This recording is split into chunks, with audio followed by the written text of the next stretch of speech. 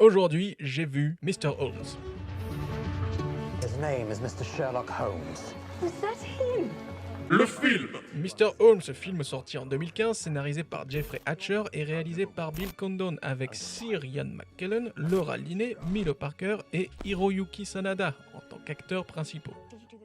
L'histoire. L'histoire raconte les derniers jours du légendaire détective Sherlock Holmes. En effet, cela fait plus de 30 ans que Sherlock Holmes a raccroché son manteau et son chapeau et les a troqués pour une combinaison d'apiculture. Monsieur Holmes passe désormais le plus clair de son temps à s'occuper du rucher qu'il a dans son jardin. Pour subvenir à ses besoins, Monsieur Holmes emploiera une gouvernante, Madame Monroe, elle-même accompagnée par son fils Roger. Petit à petit, Monsieur Holmes se rapprochera du jeune Roger, qui semble avoir de certaines prépositions pour la déduction. Le jeune enfant semble étrangement très éveillé et s'intéresse à toutes les histoires qu'a à raconter le vieux monsieur. Et cela tombe bien, parce que Sherlock Holmes a en tête une histoire. L'histoire de sa dernière affaire, celle dont il n'arrive pas à se souvenir du dénouement. Car oui, Monsieur Holmes, âgé maintenant de 93 ans, perd de plus en plus les capacités à se souvenir. Le film se suit donc sur plusieurs temporalités. La première, où Sherlock Holmes tente d'apprendre à Roger comment bien s'occuper des abeilles, ainsi que plein d'autres choses sur la vie. Monsieur Holmes, pendant ce temps, tentera de se souvenir du mieux qu'il peut de sa dernière affaire en couchant les mots sur le papier. La deuxième temporalité suivra la dernière affaire de Sherlock Holmes.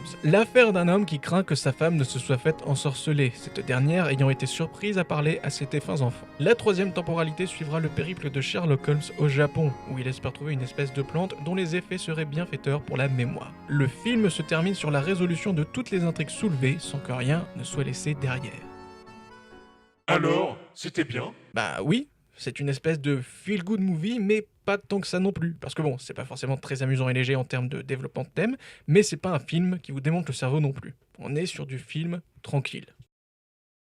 Les points positifs. Aura-t-on vu plus grande douceur que Sir Ian McKellen dans ce film? L'aura de cet acteur transcende véritablement l'écran et on ne peut que se sentir d'affection pour le personnage. De plus, Ian McKellen développe ici son personnage sur plusieurs temporalités et ce avec beaucoup d'entrain. La dissociation entre le Sherlock Holmes de 1917 et celui de 1947 est remarquablement bien effectuée grâce, en grande partie, au jeu d'acteur de Ian McKellen. Niveau acteur, on peut noter que Milo Parker, c'était très jeune enfant intelligent sans être arrogant. Du très bon travail. Il est dommage, cependant, de retrouver Laura Linney dans le rôle d'un personnage qui baisse la tête et qui se laisse marcher dessus. Encore une fois, et heureux hasard, je vous recommande de regarder The Truman Show où Laura Linney offre une bien meilleure performance. On peut également noter un très bon travail au niveau des costumes et des décors. Film d'époque oblige.